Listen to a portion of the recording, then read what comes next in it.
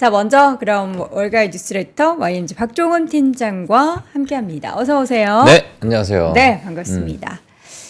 파월이 뭐 그런 말 할 줄 아셨어요, 우리 팀장님은? 아니요. 몰랐어요? 아니 뭐 어느 정도 이제 예상은 좀 했는데 네. 일단 뭐 시장에서 어느 정도 예상을 했던 그런 방향이 아닐까라고 생각이 들고요. 사실 잭슨홀 미팅 뭐 지난주 많은 분들께서 관심이 있으셨을 거라고 생각이 드는데 네. 사실 그 전에 많은 연준위원들께서 이구동성으로 이야기를 했잖아요. 이제 금리 인하에 대한 어떤 당위성 네. 또는 뭐 우리가 왜 금리 인하를 해야 되는지 그리고 여러 가지 데이터에 대해서도 그래도 고무적이다. 자, 이러한 이야기들이 좀 나오다 보니까 어느 정도 좀 시장에서는 예상했지만 마지막 뭐 마무리는 이제 파월 의장이 지어 주셔야죠. 예, 그래서 파월 의장님께서 좀 잘 마침표를 딱. 지어주지 않았나라는 생각이 들고 이번에 잭슨홀 미팅에 대해서 뭐 많은 분들께서 많은 외신에서도 평가가 좀 갈리고 있긴 해요. 뭐 정확하게 뭔가 생각보다 좀 약했다라는 느낌도 있고 아니면 오히려 더 구체적인 금리 인하 시그널을 줬다. 뭐 네. 이러한 약간의 뭐 다양한 평가들이 좀 나오고 있는데 그래도 지난 금요일 시장을 보게 되면 아마도 그래도 시장에서 좀 긍정적으로 반응을 한 것으로 좀 보여집니다. 네. 자, 그래서 오늘 월간 뉴스레터 한번 같이 보도록 하겠고요. 네. 오늘 제목 한번 보도록 하겠습니다. 오늘의 제목. 자, 잭슨 미팅에서 자, 산을 이렇게 보면서 저쯤 되지 않을까요? 이렇게 이야기하는. 저쯤 되지 저쯤에서 저쯤 이제 금리 인하 저 이제 그래프 보듯이 이렇게 보면서 저쯤 될 것 같다. 자, 이렇게 해서 그렇구만. 이렇게 또 보고 있는 그런 모습입니다. 뭐 뒤에 딱 보게 되면은 뒷모습 네. 빨간색 또 22의 또 라가르드 총재 이렇게 또 보여지고 있는 것 같은데 자, 하여튼 뭐 이러한 잭슨홀 미팅이 어느 정도 마무리가 됐습니다. 네. 됐고 시장에서는 좀 긍정적으로 좀 보고 있는 상황입니다. 여러분, 네. 혹시 잭슨홀을 왜 저렇게 산골짜기에 가서 하는지 아세요? 잭슨홀을 저게 예전에 그냥 한마디로 같이 그냥 간단한 차 한 잔 티타임 하는 그런 걸로 제가 알고 있었는데 네. 그래서 잭슨홀이 사실 시골이잖아요. 뭐 시골이고 엄청나게 골짜기죠. 네, 맞아요. 골짜기고 시골이고 그래서 저 위치가 어떤 역사적인 어떤 의미가 있는데 저 그 부분이 지금 기억이 안 나고 도망가서 저기서 하는 거라는. 도망가세요? 그러니까 말을 약간 좀 과격하게 했는데 저도 이제 그 잭슨홀 미팅 관련해서 네. 막 찾다가 사실 그렇게 큰 관심을 갖지 않았던 그냥 그들이 모여가지고 좀 이렇게 약간 러프하게 좀 중장기적인 통화정책 회의 하는 거다 예. 이렇게 생각했는데 원래는 여기가 아니고 제가 그 캔자스 시티인가 뭐 그 어디 다른 데서 했었대요. 그러다가 그 82년도인가 이제 엄청나게 금리 막 폭등했고 막 그랬을 때 농민들이 너무 화가 난 거예요. 그래서 막 죽이겠다 뭐 이러면서 그렇게 이제 생명의 위협을 느끼자 그 연준위원들이 저 골짜기까지 들어가가지고 사람들이 못 찾는 곳에 가서 그때부터 저기 이 잭슨홀에서 회의를 하기 시작했다고 그렇게 저는 전해 들었습니다. 아, 그래요? 네, 숨어 들어가서 한 곳이 바로 잭슨홀이었다. 예. 근데 뭐 낚시를 좋아해서 뭐 여기 갔다 뭐 이런 얘기도 있긴 하지만 저는 약간 전자에 좀 약간 힘이 실리는 것 같습니다. 예. 네. 또 저 올 문지기님 또 무슨 드립을 하시려고 지금 저렇게 드립이 아니고요. 요거는 이제 약간 설들이 다양하게 있잖아요. 뭐 장소를 왜 거기로 옮겼냐, 왜 잭슨홀이냐, 그 산골짜기까지 왜 들어가냐, 뭐 이렇게 얘기를 하는데 그런 또 비하인드도 있었다라고 하니까 여러분들이 이제 또 이제 아는 척하는 수가 있잖아요. 점심 먹을 실제 때. 역사가 네, 그렇게 그렇대요. 나왔잖아요. 전설은 아니고. 그렇다고 하죠. 예. 뭐그 이야기 속으로 이런 거 아니고요. 진짜 약간 팩트에 기반한 얘기라고 하니까 알겠습니다. 여러분들도 알아두시면 또 좋겠습니다. 예. 자, 그럼 오늘 헤드라인 바로 확인을 한번 해볼까요? 알겠습니다. 자, 헤드라인 보도록 하겠습니다. 지난주 시장 정리 한번 간단하게 매크로적인 이제 환경에 대해서 우리가 한번 정리를 한번 해보도록 하겠고요. 자, 그리고 최근에 금의 역대급 자금이 유입이 되고 있는 그런 모습에 우리가 한번 데이터를 보면서 또 같이 이야기를 해보도록 하겠습니다. 자, 그리고 하반기 S&P 500 특히나 뭐 EPS 같은 경우에 EPS 성장 전망치가 뭐 많은 이제 뱅크 오브 아메리카부터 해서 막 나오고 있는 상황이긴 한데 자, 그 부분에 대해서 우리가 미리 어느 정도는 조금 보고 우리가 시장을 좀 봐야 되지 않을까라고 생각해서 자, 그 부분 한번 가지고 나왔고요. 사실 지난 저 월모브를 통해서 몇 번 보여드렸기 때문에 다시 한번 좀 체크하는 시간 가져보도록 하겠습니다. 그리고 잭슨홀 미팅 금리 인하 시사를 했고요. 간단하게 좀 제가 뉴스에 대해서 한번 언급을 해드리도록 하겠고요. 그리고 최근에 엠폭스에 관련해서도 제가 지속적으로 좀 말씀을 드리고 있긴 한데 지금 아프리카에서도 좀 지속적인 좀 심상치 않은 확진자 증가세가 지금 나오고 있는 상황이다. 자, 이렇게 자, 보도록 하겠습니다. 그 외에도 이제 다른 뉴스들도 제가 많이 준비를 했기 때문에 뭐 시간이 허락되는 한 전부 다 보여드리도록 하겠습니다. 시간을 허하노라. 네. 자, 그리고 잭슨홀 미팅을 앞두고 조정이 아니죠. 이건 제가 잘못 썼는데, 잭슨홀 미팅이 끝나고 나서 일부 상승하는 모습을 보였습니다. 다우존스가 1.14% 상승을 했고요. 나스닥 1.47%, S&P 500은 1.15%, 러셀 2000 지수가 무려 3.19% 폭등하는 모습을 보였다. 자, 이렇게 말씀을 드리도록 하겠습니다. 그래서 러셀 2000 지수도 정말 견고하게 올라가는 그런 모습을 보였고, 자, 금리 인하에 대한 이제 시그널을 정확하게 이제 전달이 되다 보니까 이제 과거에 뭐 늘 말씀드렸던 중소형 기술주들에 대한 상승세가 조금 상대적으로 있지 않겠느냐. 자, 이렇게 이야기도 좀 나오고 있는데, 자, 러셀 2000 지수가 큰 폭 상승을 했다. 자, 이렇게 보시면 될 것 같습니다. 자, 섹터 한번 흐름 보도록 할게요. 지난 이제 잭슨 미팅 이후로 이제 엔비디아, 특히나 이제 반도체 기업들이 좋은 흐름을 좀 보였고, 그리고 테슬라도 4.59%, 4.6% 가까운 상승을 보였다라고 보시면 될 것 같고요. 자, 그 외에 일부 이제 실적 발표 기업들도 나왔기 때문에 자, 그러한 기업들의 상승세, 뭐 전반적으로 너무너무 좋은 흐름을 보였다라고 보시면 될 것 같습니다.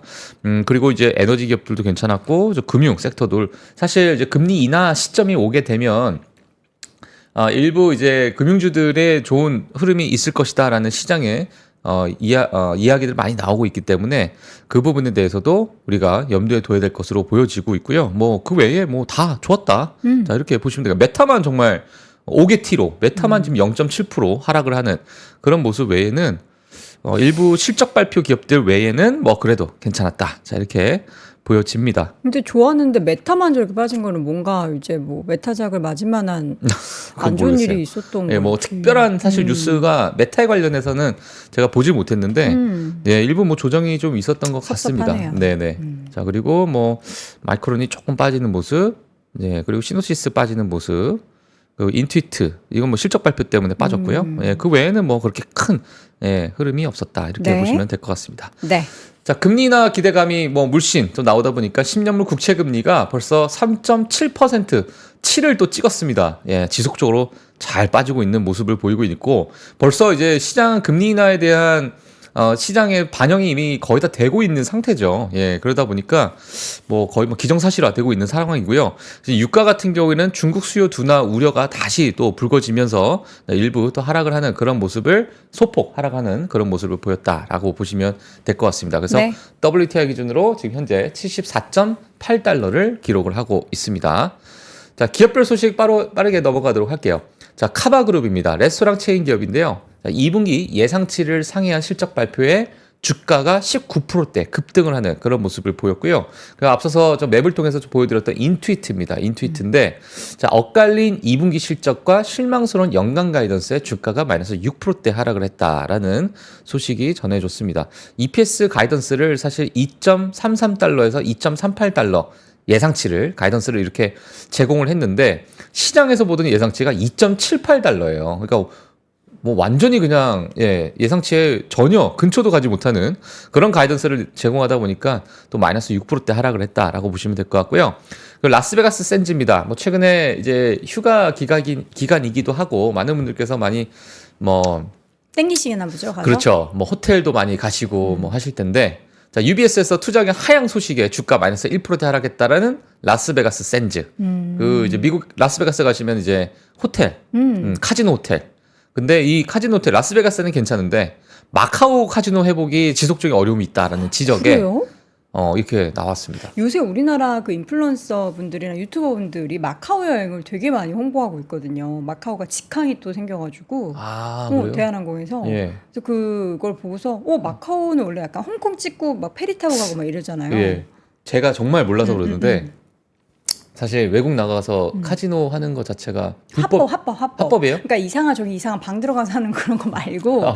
그냥 외국인으로서 우리나라 보면 파라다이스, 네. 뭐 GKR 이런 거 있죠. 네. 그런 거 가는 것처럼 우리도 해외 나가서 막 마리나 베이 샌즈 지하에 있는 그런 카지노 가도 돼요. 가도 돼요? 예, 가도 돼요. 예. 알겠습니다. 정말 몰라서 불법이 물었어요. 아닙니다. 예, 예. 그렇게 카지노를 크게 하는데 다들 그럼 불법을 그렇게 자행하는 거로 생각하셨습니까? 이거 국가별로 혹시나 법이 좀 다른가 해서. 가도 되는데 왜? 사행성. 그러니까 예.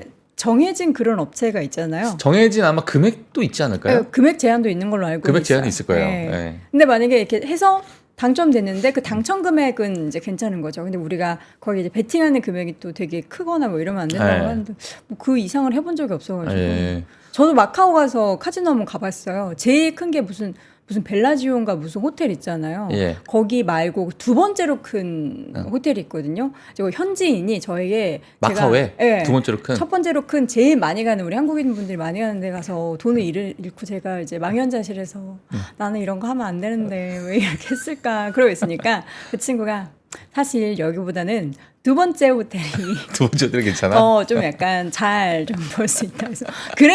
나 거기 가서 그러면 딱 우리나라 한화로 나 5만 원만 해볼게. 예. 그 5만 원으로 제가 20만 원 벌었어요. 그래서 딱 멈췄습니다. 오.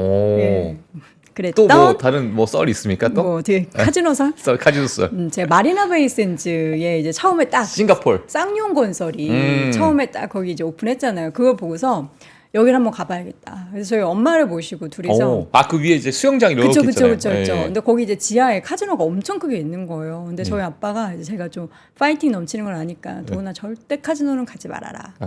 갑니다. 그리고 1분 뒤에 바로 들어가는. 이틀 가서 예. 하루에 한 번씩 이제 5만 원씩. 저는 또 저만의 제한이 있어요. 5만 원. 5만 원 이상 하지 않는다. 그렇게 해서 마지막 날까지 계속 잃고 왔다는 잃고 왔다. 슬픈 전설 같은 이야기가 예. 있습니다. 여러분.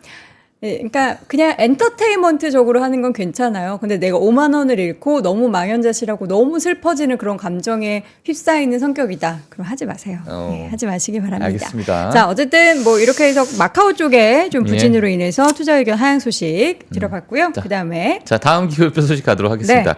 자, 빌닷컴인데요. 자, 2분기 호실적 발표에도 불구하고 골드만삭스의 투자 의견 하향 소식에 주가 마이너스 6%대 하락했다라는 소식이 있었고요. 추이, 뭐 사실 지난 우리 그 게임스탑에서 아주 또 우리 개인 투자자의 또 대장으로 불려지는 우리 그 뭐죠?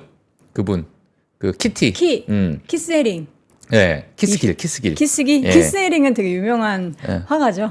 죄송합니다, 키스헤링. 키스길. 네. 자, 그분이 이제 사실 추위에 관련돼서 이야기하다 보니까 큰 폭의 어떤 변동성을 줬던 과거의 어떤 흐름이 있었는데, 자, 파이퍼 샌들러에서 투자 의견 상향 소식에 주가 1%대 상승했다라는 소식이 있었고, 총 마진 확대, 자동화, 그리고 효율성 향상으로 인해 주가 상승을 좀 예상한다. 자, 이렇게 또 평가를 했습니다.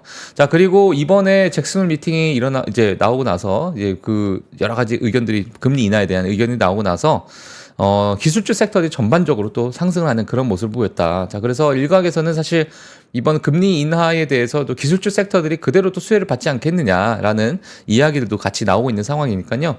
자, 향후 어떤 주가의 흐름을 같이 또 지켜보시면 좋을 것 같습니다. 자, 오늘의 데이터, 이번 주 실적 발표 기업들입니다. 보시게 되면 아시겠지만 오늘 같은 경우 핀도더, 그러니까 테무에 관련해서 아마 어떠한 매출 성장을 좀 보였을지에 대해서 아마 많은 분들께서 관심이 있을 것으로 좀 보여지고요. 자, 이 부분에 대해서 가이던스도 아마 중요하게 시장에서 좀 보지 않을까라는 생각이 듭니다. 네. 자, 그리고 놀스트롬이라는 그 백화점 기업들, 사실 메이시스가 워낙 좋지 않기 때문에 이런 뭐 이제 고가의 제품을 또 파는 백화점 기업이죠. 놀스트롬이 어떠한 또 실적을 보일지도 같이 우리가 봐야 될 한번 관전 포인트일 것 같고요. 사실 월요일, 화요일 다 관심 없으실 수도 있어요. 왜냐하면 수요일 날 엔비디아가 실적 발표를 장이 끝난 후에 실적 발표를 합니다. 이때 세일즈포스, 크라우드 스트라이크, HP, 뭐 다른 옥타 같은 이러한 보안주들도 실적 발표를 하고 어펌, 뭐 빅토리아 시크릿 이러한 기업들도 많이 실적 발표하겠지만 이게 지금 다 눈에 보일까? 안 보이지 않을까? 이런 생각이 들기도 하고, 자, 엔비디아가 실적 발표를 했기 때문에 자, 이 엔비디아의 실적에 따라서 지금 개인 투자자분들이 정말 좋아하는 이러한 반도체 섹터의 어떤 사이클에 모멘텀이 지속이 될지, 어느 정도 변동성을 주는 그러한 시장이 될지, 너무너무 중요한 그런 시점이 아닐까라고 생각이 들고요. 목요일에 전달 드리겠습니다. 예. 그렇습니다. 네. 네, 그래서 자 목요일 그리고 금요일까지 해서 실적 발표 기업들 같이 보시면 좋을 것 같습니다. 사실 목요일 날도요. 이제 뭐 다들 그냥 볼타뷰티도 하네요. 네, 엔비디아 때문에 사실 묻힌 기업들이 많이 있는데 베스트 뭐 바이도 마벨 있고. 테크놀로지 이런 기업도 정말 중요하거든요. 지금 최근에 뭐 반도체 섹터를 보는 기업들 중에 마벨. 또 마벨에 대한 평가가 너무나도 좋게 나오고 있는 상황이고 뭐 오토데스크도 개인 투자자분도 좋아하시고요. 룰루레몬이 또 최근에 좋지 않았는데 어떤 실적이 나올지 또 반등을 강하게 할지도 한번 관심사고 울타뷰티 또 이번에 워렌 버핏의 또 일부 아주 작은 비중으로 들어가긴 했지만 자, 이러한 기업들 또 갭 같은 기업들도 최근에 지난 분기에 정말 좋았어요. 실적이 네. 너무너무 좋게 나오다 보니까 급등하는 모습을 보이긴 했는데 이게 지금 이어질지도 시간의 관건이고요. 정말 뭐 개인 투자분 좋아하시는 종목들이 이번 주에 많이 있습니다. 그래서 뭐 하여튼 월몹을 통해서 같이 자, 이런 기업들 실적 발표 보도록 하겠습니다. 제가 방금 전에 그 해외 카지노 합법 불법 얘기를 해서 혹시 몰라가지고 제가 뭐 법을 아는 게 아니니까 찾아봤거든요. 일단 기본적으로 우리나라는 강원랜드 빼놓고 국내든 해외든 불법이에요. 불법이에요? 예, 네. 지금 보니까 형법 제 246조 네. 이 조항은 도박 자체를 아예 불법으로 규정을 하고 있고 제 246조에 상습적으로 도박하는 자는 3년 이하의 징역 또는 2천만 원 이하의 벌금. 그러니까 그냥 가서 정말 엔터테인먼트를 한번 이렇게 딱 일시적으로 이렇게 적은 금액. 네. 그 적은 금액 기준은 뭔지 모르겠네요. 그런 거는 뭐 이렇게 봐주긴 하는데 해외 합법적 카지노라고 해도 한국인의 출입은 그 자체로 불법 도박으로 분류가 된다라고 법조인 인터뷰가 있네요.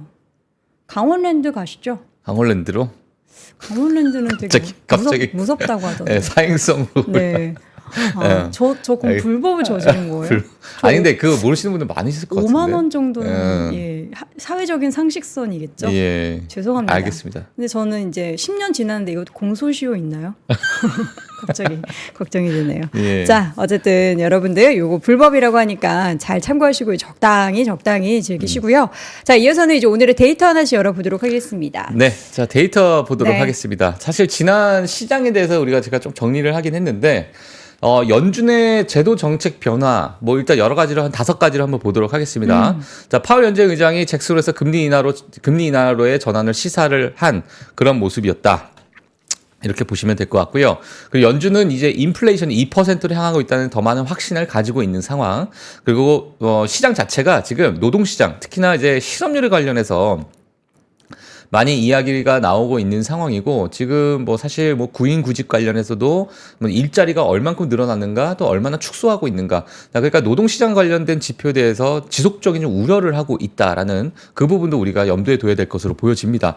시장이 지금 9월부터 금리 인하를 예상을 하고 있는데 뭐 일부 뭐 많은 뭐 패드워치 툴도 보시는 분들도 있으실 거고요. 많은 외신에서도 이번에 올해 들어서 금리 인하를 어느 정도 하겠느냐라고 보는데 연말까지 해서 뭐 75bp 또는 100bp 뭐 다양합니다. 다양하긴 하지만 100pp까지도 지금 보고 있는 그러한 상황이기 때문에 이렇게 되면 뭐 9월, 11월, 뭐 12월 전부 다 또 금리 인하가 지속적으로 연결되는 게 아니냐.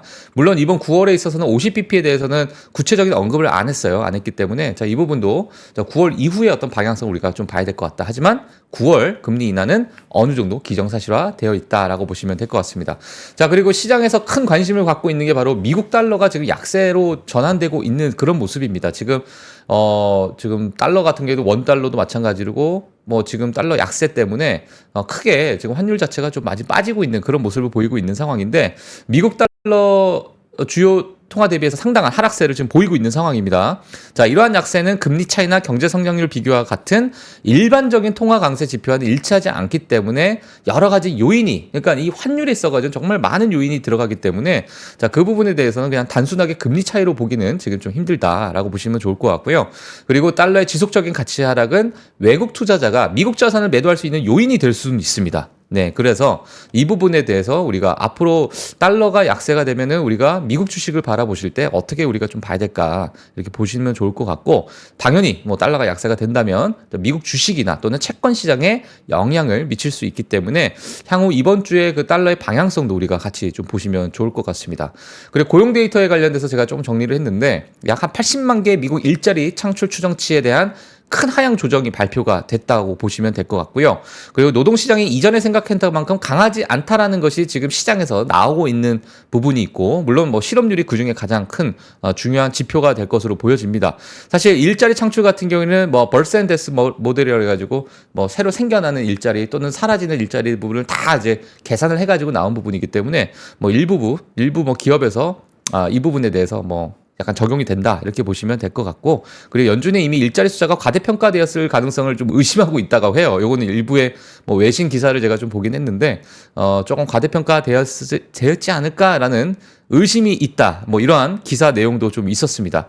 자, 그러면 시장에 미치는 영향 뭐 간단하게 우리가 보게 되면 주식시장은 금리 인하 신호에 긍정적으로 반응을 했습니다. 네, 반응을 했고, 그리고 시장이 장기적인 수요정보다는 월간 보고서에 더 집중하는 경향, 특히나 뭐 데이터, 매크로 지표에 대해서 더 집중하는, 특히나 고용시장 보시면 될 것 같고요.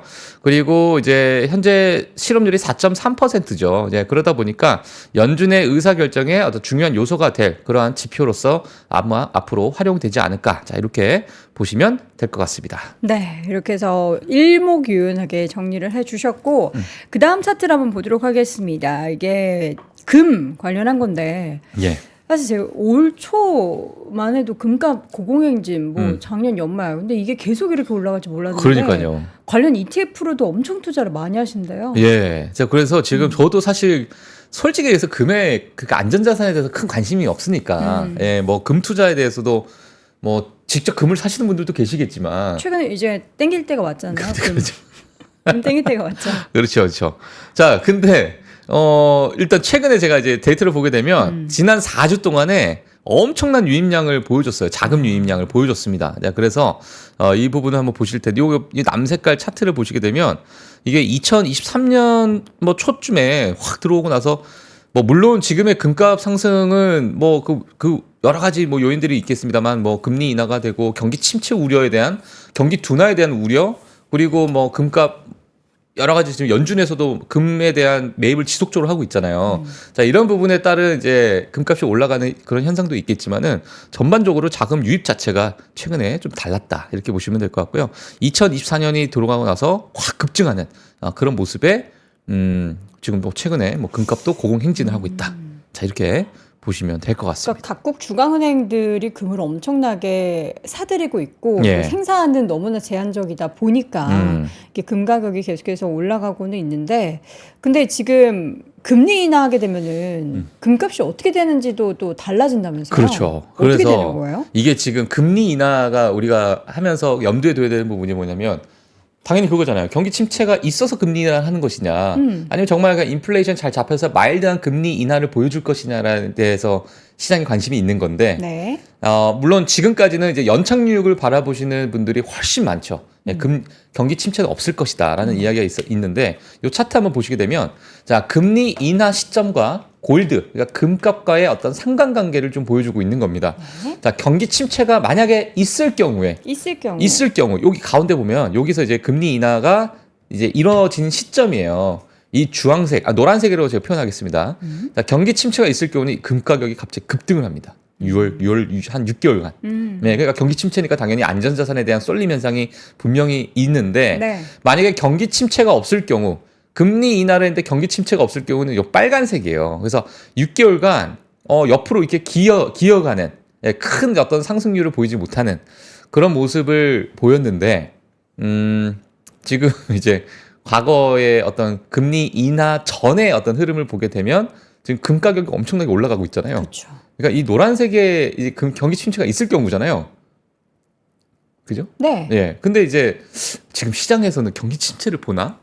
어떤 일부의 이제 참여자분들이 보고 있기도 하고 또 걱정을 좀 덜 물론 이제 한다라고 실업률, 우리가 교과서적으로 보게 되면 뭐 샤메 법칙에서 실업률이라는 부분을 보게 되면 뭐 경기 침체예요. 사실은 어찌 보면 과거의 그 데이터를 우리가 적용하다 보면, 그쵸. 야, 이건 경기 침체 아니야? 과거에 100% 경기 침체가 왔었는데, 자, 이러다 보니까 이제 뭐 금 가격에 대한 어떤 금의 어떤 향방이 이렇게 정해지는 것 같은데, 일단 금리 인하와 이 금에 관련된 방향성은 이렇게 좀 정해져 있다. 그래서 경기 침체가 없을 경우에는 옆으로 이게 기어간다. 뭐 이 부분도 혹시 금에 관련해서 최근에 워낙 뉴스에서 많이 나오다 보니까 이러한 데이터도 있다라고 보시면 될 것 같습니다. 네.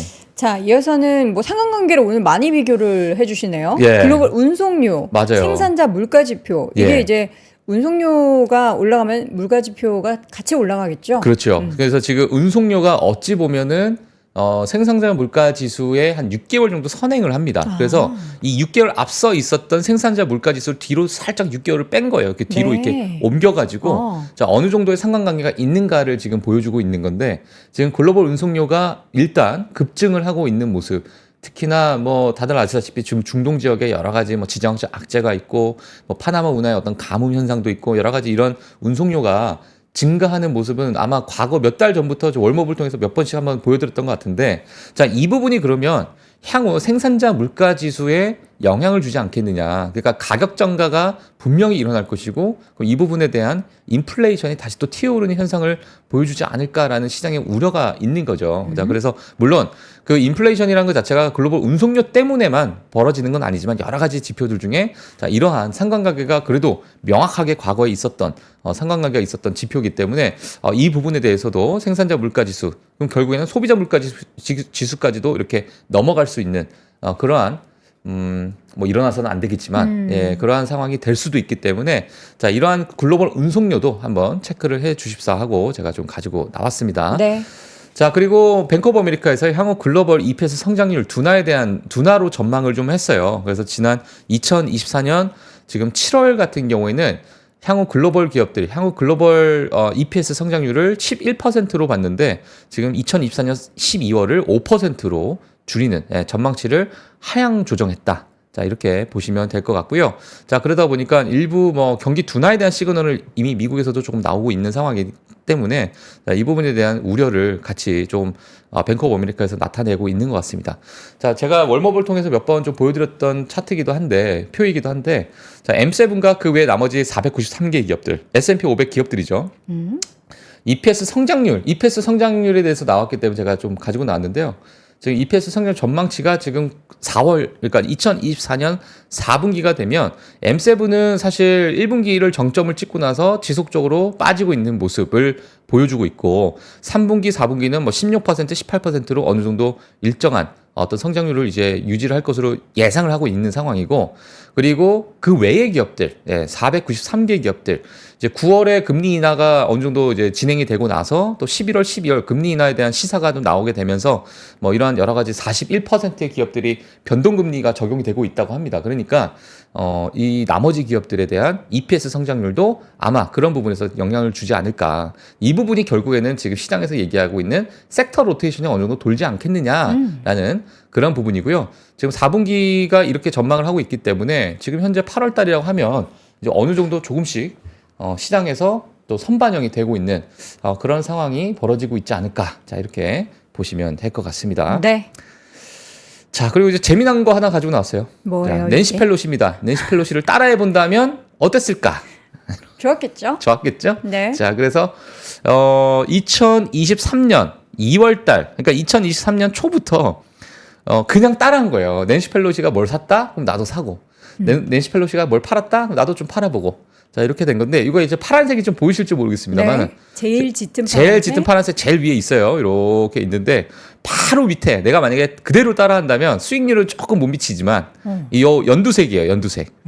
그리고 요 주황색이 S&P 500입니다. 내가 S&P 500 지수에 샀을 때 뭐 예를 들어 스파이라고 한다면 내가 스파이를 샀을 때 자, 근데 낸시 펠로시를 따라가면 좋았더라. 이러한 재미난 차트가 있어서 네. 가지고 나와봤습니다. 저 지금 데자뷰인데 우리 옛날에도 이 얘기 했죠? 예. 그렇죠. 예. 그래서 저는 이게 깜짝 놀랐어요? 옛날에 했던 건가 아니면 내가 지금 데자뷰 현상을 겪는 건가? 그리고 나서 여기 전작 얘기하는 것도 그때도 비슷했거든요. 예. 그리고 시청자분 누군가 댓글을 남기실 거예요. 낸시 펠로시 관련해서 그렇게 계산하면 안 돼라고. 만약에 이게 맞다면 진짜 데자뷰입니다. 이게 지금 깜짝 놀랐어요. 그래서 데자뷰 약간 현상에서? 무서웠어요. 자, 그래서 낸시 펠로시 어떻게 그러니까 우린 그런 것 같아요. 그러니까 이 분을 따라하는 건 아닌데 그 우리가 13F, 30F 그 공개가 되면 맞아요. 그 45일 있다가 공개되는 거 그거 따라가면 너무 늦지 않냐 항상 그런 얘기 하잖아요. 근데 저는 그냥 뭐 버크셔에서도 그렇고 연기금도 그렇고 그런 거 보면서 그냥 조금씩 같이 템포 맞춰가지고 따라가는 게 그래도 내가 그냥 날 마음대로 선택해서 하는 것보다는 그렇죠, 그렇죠. 맞지 않나 그런 생각을 늘 합니다. 맞아요. 네. 저는 사실 되게 엄청난 좋은 전략이라고 봐요. 사실. 그쵸, 중장기적으로. 13F 같은 13F가 좋은 전략이고, 그리고 이제 큰 어떤 자산운용사들이나 뭐 특히나 뭐 워렌 버핏만 보더라도 뭐 이 2달 전에 사고 2달 뒤에 팔고 뭐 이러한 매매를 하지 않으시잖아요. 그렇죠. 예. 그리고 장기적으로 쭉 끌고 가고 네. 뭐 수익률 자체는 뭐 다들 아시다시피 워낙 또 좋고요. 좋은 흐름을 보이기 때문에 뭐 진짜 미국 주식에 대해서 너무 막연하신 분들은 이러한 다른 그룹들은 도대체 뭘 사고 파나를 잘 활용해 본다면 본인의 포트폴리오도 어느 정도 좀 견고해지지 않을까. 자, 이렇게 좀 보여집니다. 그래서 네. 뭐 낸시 펠로시는 뭐 재미로 제가 가지고 나왔고요. 자, 오늘 이슈들 뭐 빠르게 보도록 하겠습니다. 자, 이스라엘하고 헤즈볼라 아마 지난 주말 사이에 뭐 모르겠어요. 뭐 최근에 이런 전쟁에 대해서 관심 있으신 분들도 있으시겠지만 가장 전면전은 일단 잠시 일단락이 됐다고 했는데 지난 한 11개월 동안에 이스라엘과 헤즈볼라의 여러 공격이나 아니면은 뭐 드론 공격도 했고 막 여러 가지 공격 전쟁이 있었잖아요. 근데 그 11개월 동안에 가장 큰 전면전이었습니다. 이번에 가장 큰 공격이었고 특히나 뭐 카투사 로켓을 320발을 또 발사를 하는 정말 어마어마한 그러한 어떤 전쟁이 좀 일어났죠. 전쟁이죠, 사실.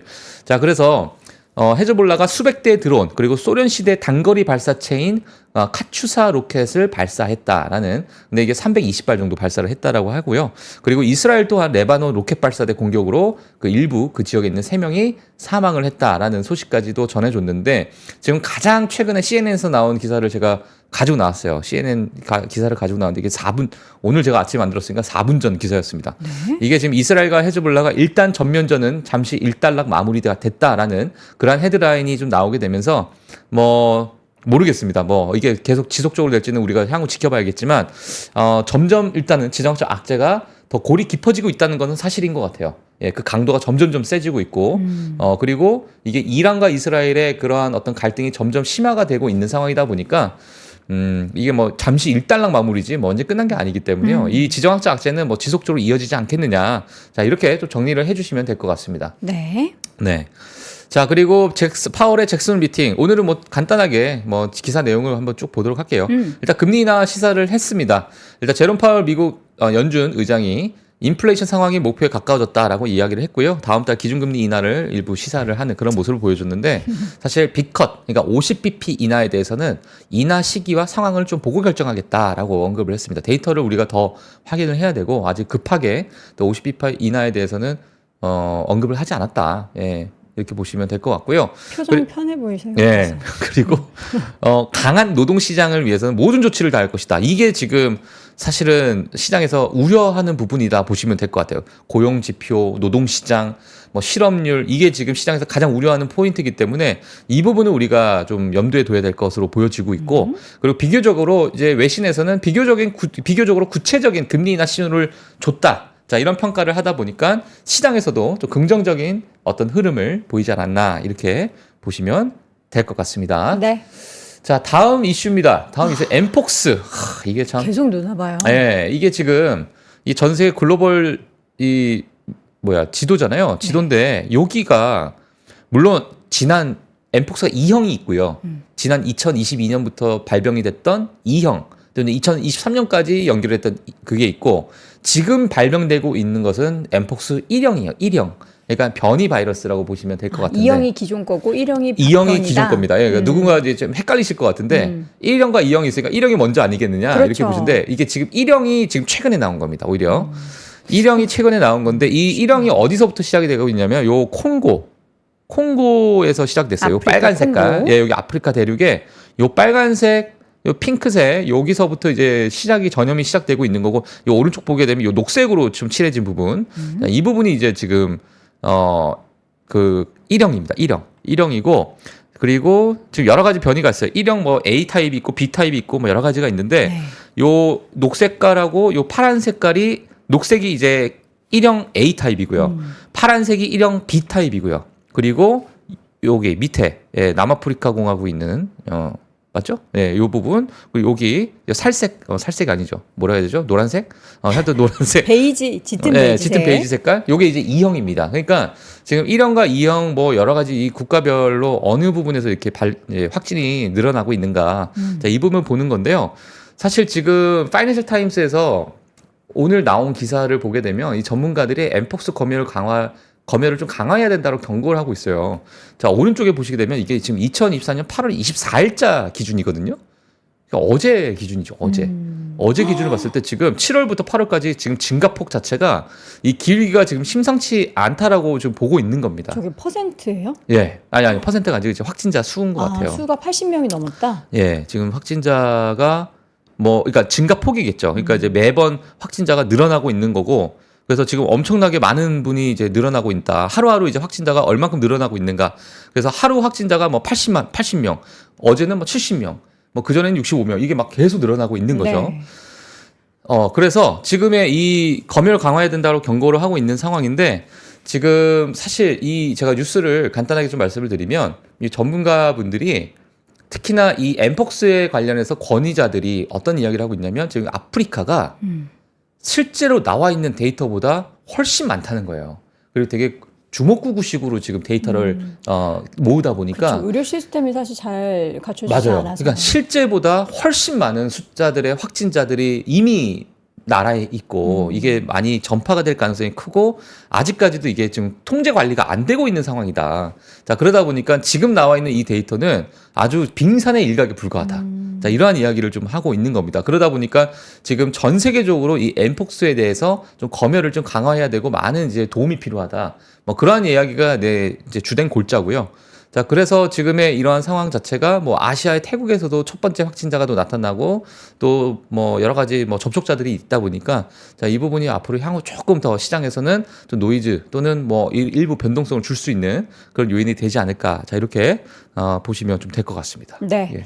자, 이어서는 애플 이야기 한번 해볼까요? 네, 애플 빠르게 좀 볼 텐데요.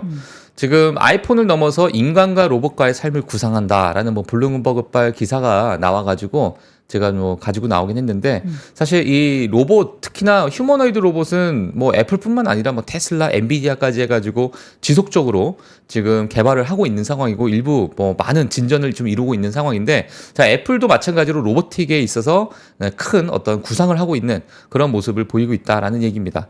애플은 제품 라이벌의 새로운 차원을 추가하기 위해서는 로봇 공학 분야로의 진출을 모색 중이다. 그리고 이미 인간의 삶 속에 녹아들어간 애플 생태계를 활용할 가능성이 좀 크다라고 보여지고 있고 그리고 완전 자율주행 계획을 접었죠. 애플카라고 불려졌던 그러한 프로젝트 타이탄 이 계획을 접었는데 정말 수많은 데이터가 그 안에 있었기 때문에 결국에는 완전 자율주행이라는 것도 로봇의 일종이다라고 보여지잖아요. 그래서 로봇공학에 이용할 것으로 보여지지 않느냐 이런 이야기가 좀 나오고 있는 상황이고요. 전체적으로 이제 보게 되면 지금 빅테크들이 로봇에 대한 개발 투자 현황을 제가 좀 가지고 나왔습니다. 지금 애플 같은 경우에도 제일 왼쪽에 있는 게 내부적으로 개발을 하고 있는가 이 회사가 그리고 중간에 있는 체크되어 있는 게 그러면 로봇에 관련된 투자를 하고 있는가 그리고 제일 오른쪽에 있어서 제일 오른쪽은 로봇 기업과 파트너십을 맺고 있는가 이 부분의 세 부분으로 보시면 될 것 같은데 자 제일 오른쪽에 있는 이 기업은 어떤 로봇 기업과 그러면 파트너십을 맺고 있는가 네. 예 이런 부분입니다. 그러면 디테일 부분은 각 회사마다 이제 사정이 좀 다르기 때문에 우리가 좀 보게 되면 구글 같은 경우 구글 메타, 엔비디아, 테슬라 같은 경우는 내부적으로 이미 개발이 하고 있는 상황이다. 로봇에 관련해서. 자체적으로 하고 있는 그렇죠. 기업들? 예, 하고 있는 상황이고 그리고 투자를 감행하고 있는 것은 아마존, 그리고 인텔, 그리고 오픈 AI, 삼성 이렇게 예, 로봇에 관련 투자를 하고 있는 상황.